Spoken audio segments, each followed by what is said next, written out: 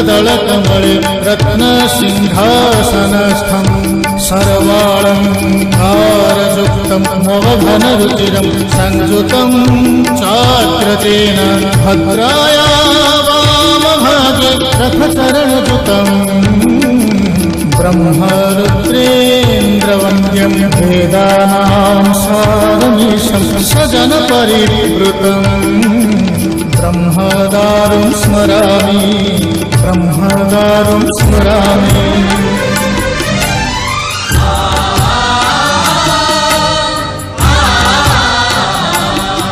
तुमे अनंत क्षय हे जगन्नाथ, तुमे अव्यक्त